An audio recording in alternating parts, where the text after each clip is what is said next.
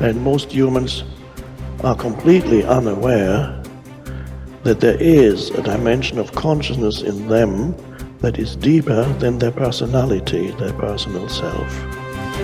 So they are trapped on the surface level of reality, and that is not a pleasant place to be. We confuse signs, words, numbers, symbols, and ideas with the real world. Most of us would have rather money than tangible wealth, and a great occasion is somehow spoiled for us unless photographed. And to read about it the next day in the newspaper is oddly more fun for us than the original rhythm. And all so-called civilized peoples have increasingly become crazy and self-destructive because through excessive thinking they have lost touch with reality. Reality is the part of you that is eternal. And when you live there, you abide in an absence of fear. And you begin to know that life itself is a sublime experience. And there are no accidents in it at all. And that intelligence, whatever you want to call it, flows through each and every one of us. And the same intelligence that moves a star across the sky moves a thought across your mind. We all must deal with that dark side of our nature, the positive side of our nature.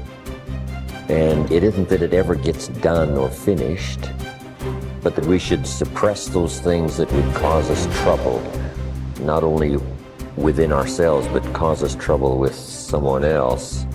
It's a never-ending challenge, but to still always be who you are. But who we are is, you might describe it as dual nature.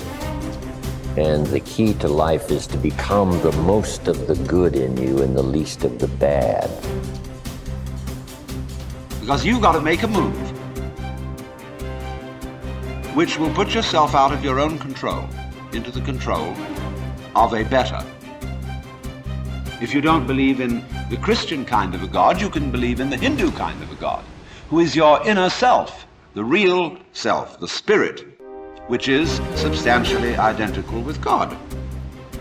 So you've got to meditate in such a way that you identify with your higher self. How do you do that? Well, you start by watching all your thoughts very carefully, watching your feelings, watching your emotions, so that you begin to build up a sense of separation between the watcher and what is watched.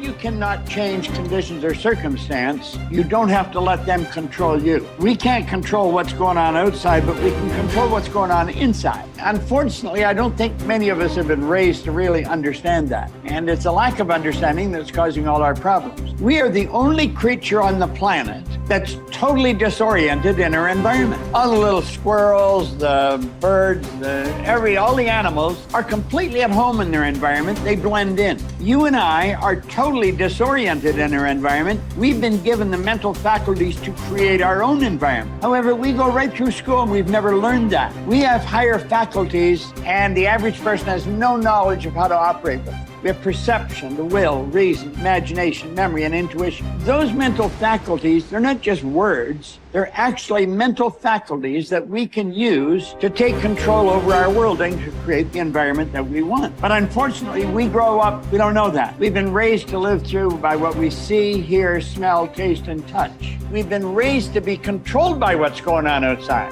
As little kids, will you listen to what I'm telling you? Will you look at this? You know, and so it's all outside. I think we're raised in ignorance, actually. There's a very small percentage of the population that have a reasonably clear understanding of who they are and what they're capable of doing, but the ones that do are in the minority.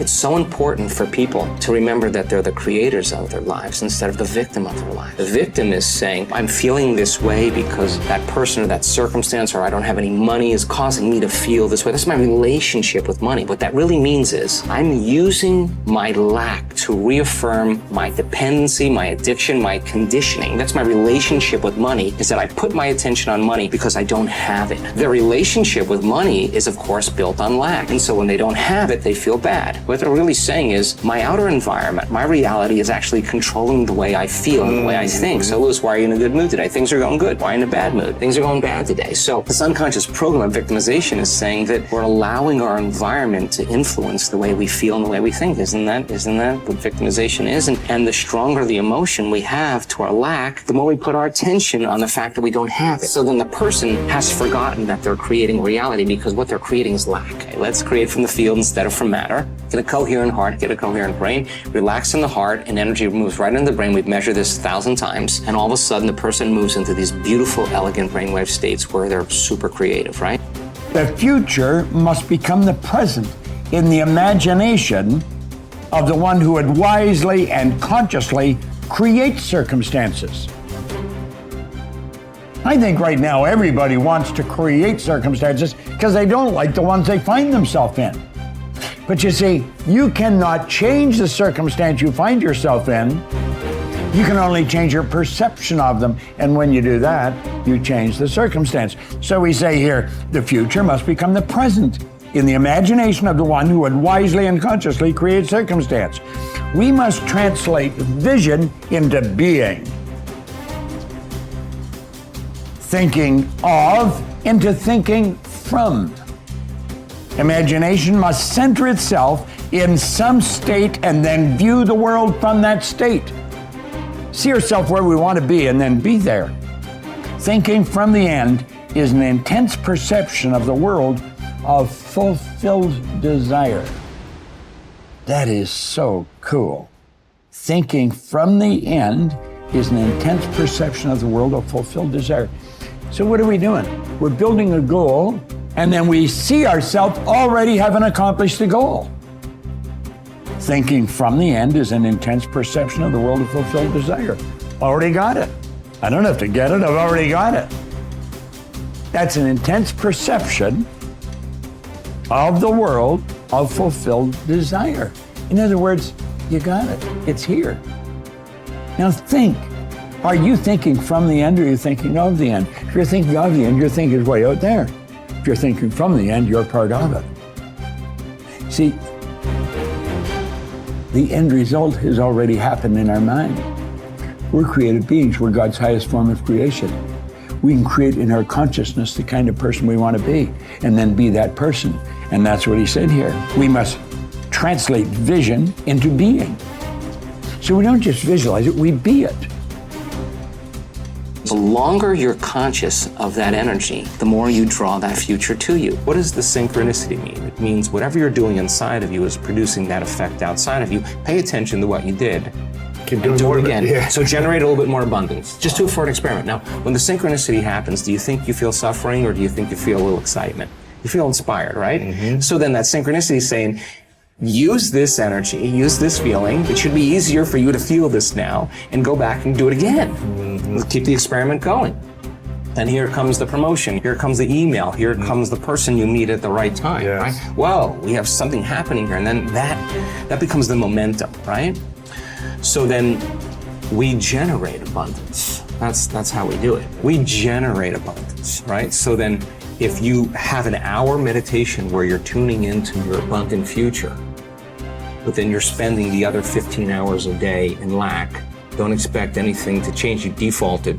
Mm-hmm. You're back to the old energy. And if you say it's that person or that circumstance or that bank account, I'm going to say you're back to the unconscious program of being a victim, right?